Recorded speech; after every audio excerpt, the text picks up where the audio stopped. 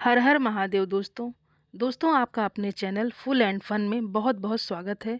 भगवान भोलेनाथ आपके और आपके समस्त परिवार पर अपना आशीर्वाद सदैव बनाए रखें।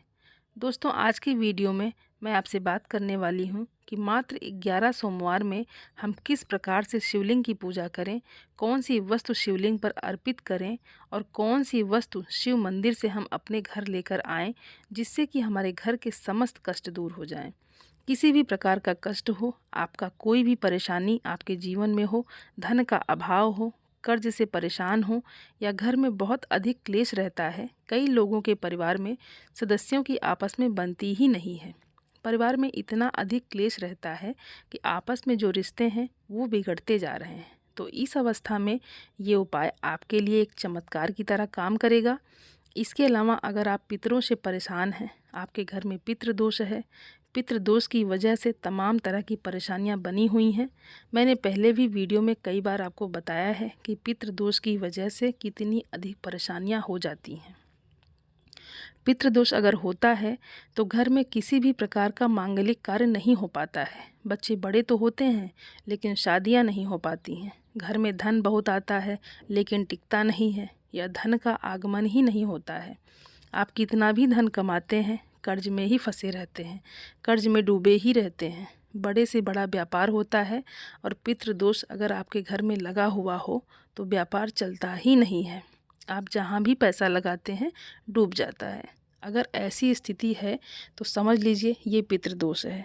संतान नहीं होती, वंश की वृद्धि रुक जाती है, ये भी पितृदोष के ही लक्षण होते हैं। कई प्रकार से पितृदोष के लक्षण होते हैं। कई तरह से अगर हमारे पितृ नाराज़ होते हैं तो वो हमें दर्शाते हैं और हमारी परेशानियां बढ़ाते हैं। तो इसके लिए जो भी आज का उपाय है वो रामबाण की तरह काम करेगा। घर में वास्तु दोष की वजह से अगर परेशानियां बनी हुई हैं तो इस उपाय को ज़रूर कीजिए। और नौकरी मिलने में परेशानियां हैं या व्यापार में दिक्कत आ रही है तो भी इस उपाय को करने से आपको लाभ अवश्य मिलेगा। और कुछ लोग कहते हैं कि हमारे घर में पितृदोष है और हमने पूजा भी करवा ली, सब प्रकार के उपाय भी कर लिए हैं, पीपल की पूजा भी निरंतर कर रहे हैं, लेकिन उनके जीवन में, उनके घर परिवार में परेशानी निरंतर बनी हुई है। तो आप इस उपाय को ज़रूर कीजिए, पूरे विश्वास के साथ कीजिए। और मेरे विश्वास पर अगर आप विश्वास रखेंगे तो निश्चित ही आपका ये उपाय सफल होगा और मात्र 11 सोमवार में ही आपकी परेशानियां कम होने लगेंगी। और नियमित तौर पर आप इस उपाय को करते रहेंगे तो कुछ ही समय में आपके जीवन से जो भी पितृदोष है, जो भी पितृदोष की वजह से परेशानियां बनी हुई हैं, वो समस्त परेशानियों से आपको मुक्ति मिल जाएगी। तो इसलिए इस वीडियो को पूरा ज़रूर देखिएगा और विश्वास के साथ ही इस उपाय को कीजिएगा। पूरे विश्वास के साथ इस उपाय को करेंगे तो निश्चित ही आपके जीवन में परिवर्तन होगा और ज़रूर होगा। क्योंकि आज हम महादेव के शरण में जा रहे हैं, जो कालों के भी काल हैं। समस्त प्रकार के दुख का निवारण करने वाले महादेव की शरण में जब हम पूर्ण विश्वास से जाते हैं तो निश्चित ही हमारी जो समस्या है उनके लिए तिनके के समान होती है। इसलिए अगर आपको पूरा विश्वास हो महादेव पर तभी आप इस उपाय को करिएगा। तो करना क्या है, सोमवार के दिन आपको शिव मंदिर जाना है और ये उपाय आपको शिव मंदिर जाकर ही करना है। और घर में अगर शिवलिंग है तो भी आप ये उपाय घर में नहीं कर सकते हैं, आपको मंदिर जाना ही पड़ेगा। तो इस उपाय को करने के लिए बिना मंदिर जाए इस उपाय को आप करेंगे तो भी आपको कोई लाभ नहीं मिलेगा। क्योंकि मंदिर में जो शिवलिंग होता है उसकी एनर्जी, उसकी शक्ति कहीं अधिक होती है घर में रखे हुए शिवलिंग से। इसलिए मंदिर जाकर की गई पूजा शीघ्र फलीभूत होती है। तो जब भी आपको कोई भी उपाय करना हो, अगर आप बहुत जल्दी लाभ लेना चाहते हैं तो मंदिर जाकर पूजा करें। किसी भी देवी देवता के मंदिर में जाकर अगर हम पूजा करते हैं और उस देवता के हम घर में पूजा करते हैं, इसमें बहुत फ़र्क होता है। इसलिए प्रयास करें। अगर आपको बहुत अधिक परेशानियां हैं तो मंदिर में दर्शन के लिए जाएं। आधे से अधिक परेशानियां तो दर्शन करने मात्र से ही दूर हो जाती हैं। मंदिर में पैर रखने मात्र से ही नकारात्मक ऊर्जा दूर हो जाती है शरीर से। तो प्रयास करें, मंदिर जाकर ये उपाय आप करें। तो शिव मंदिर जाना है और भगवान भोलेनाथ की पूजन का सामग्री आपको आपके पास होनी चाहिए। पूजन की सामग्री सर्वप्रथम अभिषेक की सामग्री होती है। जलाभिषेक कर सकते हैं। आप अगर आपके पास कच्चा दूध है तो आप कच्चा दूध लेकर जा सकते हैं। पंचामृत की व्यवस्था हो तो दूध, दही, घी, शहद, शक्कर, ये पांचों चीज़ मिलाकर पंचामृत बनाकर भी अभिषेक कर सकते हैं। या इन सामग्रियों से आप अलग अलग भी अभिषेक कर सकते हैं। ये ज़रूरी नहीं है कि आप पंचामृत ही लेकर जाएं, आप जल भी लेकर जा सकते हैं या आपके पास जो भी हो आप लेकर जा सकते हैं। लेकिन संभव हो और उपलब्ध हो चीज़ें, आपके पास सामग्री हो, तो पंचामृत से ही अभिषेक करें, क्योंकि पंचामृत से अभिषेक करने से मन की समस्त प्रकार की कामनाएं पूर्ण हो जाती हैं। चाहे आपकी सुख समृद्धि की कामना हो, संतान की कामना हो, विवाह की कामना हो, रोगों से मुक्ति चाहते हैं, घर में बहुत अधिक धन वैभव चाहते हैं, या कोई भी और विशेष मनोकामना हो, तो समस्त प्रकार की मनोकामना पंचामृत से अभिषेक करने से पूर्ण हो जाती है। तो अगर संभव हो तो आप पंचामृत की व्यवस्था ज़रूर कर लीजिए। लेकिन अगर पंचामृत नहीं है तो परेशान होने की बिल्कुल भी आवश्यकता नहीं है। आपके पास जो भी सामग्री है भगवान भोलेनाथ को अभिषेक के लिए लेकर जाइए। जल जरूर होना चाहिए। थोड़ा सा गंगा जल में से जल घर से लेकर जाएं। दोस्तों, गर्ग संहिता में कहा गया है कि जो भी वस्तु हम अपने घर से लेकर जाते हैं, अगर हम घर से भरकर जल लेकर जाते हैं तो उस जल में समस्त पवित्र नदियों का जल स्वतः समाहित हो जाता है। बिना गंगा जल मिलाए जो भी जल हम अपने घर से लेकर जाते हैं शिवलिंग पर अभिषेक करने के लिए, तो इसमें समस्त प्रकार की पवित्र नदियों का जल समाहित होता है। इसके अलावा भगवान भोलेनाथ की अभिषेक के लिए जब हम घर से जल भर कर ले जाते हैं और अभिषेक करते हैं तो हमारे घर के समस्त प्रकार के दोष समाप्त हो जाते हैं। चाहे वो पितृदोष हो, वास्तु दोष हो, किसी भी प्रकार का ग्रह दोष हो, परिवार के किसी भी सदस्य के ऊपर किसी भी प्रकार की नकारात्मक ऊर्जा होती है या किए कराए का असर हो, रोग व्याधि, क्लेश, कलह, किसी भी प्रकार की जो भी समस्या होती है, जो नेगेटिव एनर्जी होती है, वो सब समाप्त हो जाती है इस जल से जब हम भगवान भोलेनाथ का अभिषेक करते हैं। इसलिए जब हम मंदिर जाते हैं तब हमें घर से जल लेकर ही जाना चाहिए। बहुत से लोगों का कहना होता है कि मंदिर में ही जल की व्यवस्था है, तो हम वहीं से जल भर कर वहीं शिवलिंग पर अर्पित कर देते हैं। तो इससे आपको वो फ़ायदा नहीं हुआ जिसके लिए आप मंदिर जाते हैं। मंदिर हम जाते हैं ताकि हमारे घर की जो भी परेशानियां हों वो दूर हों, और वो तब दूर होंगी जब अपने घर से जल लेकर जाएंगे भगवान भोलेनाथ का अभिषेक करने के लिए। तो जब भी आप मंदिर जाते हैं घर से पात्र में जल भरकर ही लेकर जाएं। चाहे तो उसमें अगर गंगा जल हो तो गंगा जल मिला सकते हैं, या ना हो तो सिर्फ शुद्ध जल भरकर आप भगवान भोलेनाथ का अभिषेक करने के लिए घर से लेकर जाएं। और पूजा की सामग्री में आपको बिल्व पत्र मिल जाता है तो बहुत ही अच्छा है। तो आप बिल्व पत्र ले लें, सफ़ेद चंदन ले लें भगवान भोलेनाथ को अर्पित करने के लिए। इसके साथ ही आपको दीपक अवश्य लेकर जाना है, चाहे तिल के तेल का या शुद्ध देसी घी का दीपक आपको ज़रूर जलाना है। और फूल ले लें, कोई भी फूल, अगर आपको सफ़ेद फूल मिल जाता है तो आप सफ़ेद फूल ले लें। अगर ना मिले तो बहुत अधिक परेशान होने की आवश्यकता नहीं है, लेकिन आसानी से अगर मिल जाता है तो ज़रूर ले लें।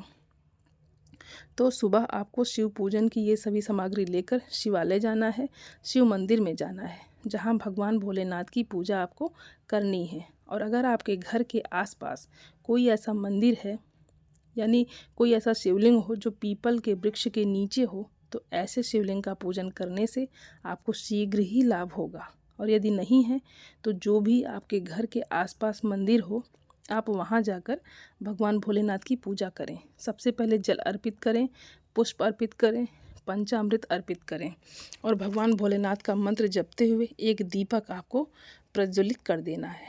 और आज एक विशेष चीज़ भगवान भोलेनाथ को अर्पित करना है। तो भगवान भोलेनाथ की पूजा में 108 की संख्या का विशेष महत्व होता है।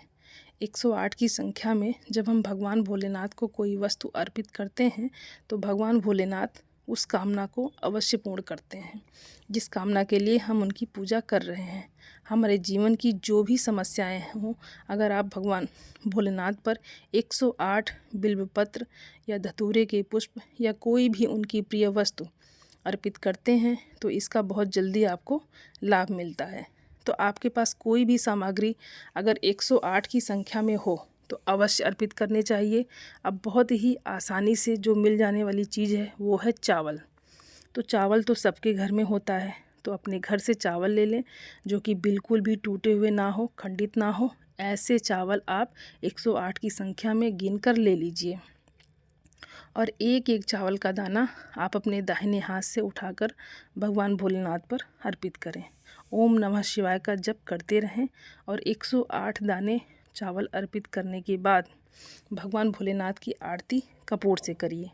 आपके मन की जो भी कामना है भगवान भोलेनाथ से उसे पूर्ण करने के लिए प्रार्थना कीजिए और थोड़े समय मंदिर में बैठकर भगवान भोलेनाथ के नाम का मंत्र का स्मरण कीजिए।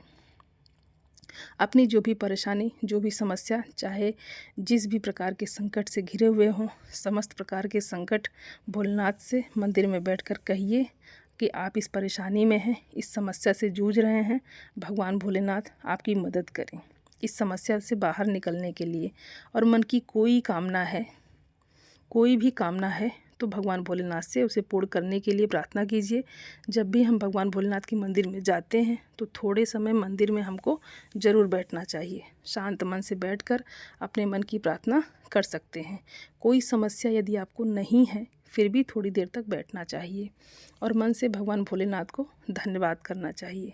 और हर उस चीज़ के लिए जो भी भगवान ने हमें प्रदान की है, आपको वो उन सब चीज़ के लिए भगवान से प्रार्थना करनी है। और आपको एक ही समय पर मंदिर जाना है, मतलब सुबह अगर आप 7 बजे मंदिर जाते हैं तो हर सोमवार को आपको 7 बजे मंदिर जाना ही है। 5-10 मिनट का अंतर हो तो चल जाएगा, लेकिन ऐसा नहीं होना चाहिए कि आज आप सवेरे जा रहे हैं, कल आप 9 बजे जाएंगे। एक ही समय पर आपको हर सोमवार को मंदिर जाना है। दूसरा, जो भी सामग्री आप भगवान भोलेनाथ की पूजा के लिए लेकर जा रहे हैं, 108 की संख्या में अगर आप चावल के दाने लेकर जा रहे हैं या फिर बिल्व पत्र लेकर जा रहे हैं, कोई भी सामग्री जो आप 108 लेकर जा रहे हैं हर सोमवार को, वही सामग्री 108 की संख्या में आपको लेकर जाना है। और काले या नीले रंग के वस्त्र धारण करके आपको मंदिर नहीं जाना है, इस बात का भी आपको विशेष ध्यान रखना होगा। और हर सोमवार को आपको वही लेकर जाना है 108 की संख्या में, चाहे वो चावल हो, चाहे वो बिलपत्र हो, चाहे वो धतूरा हो, कुछ भी जो भी आप लेके जाते हैं। हर सोमवार को आपको मंदिर जाना है जब तक कि आपकी कामना पूर्ण नहीं हो जाती। लगातार पूरे धैर्य के साथ, पूरे विश्वास के साथ शिव मंदिर जाएंगे हर सोमवार के दिन। वैसे मुझे पूरा विश्वास है कि 11 सोमवार तक तो आपकी कामना पूर्ण हो जाएगी।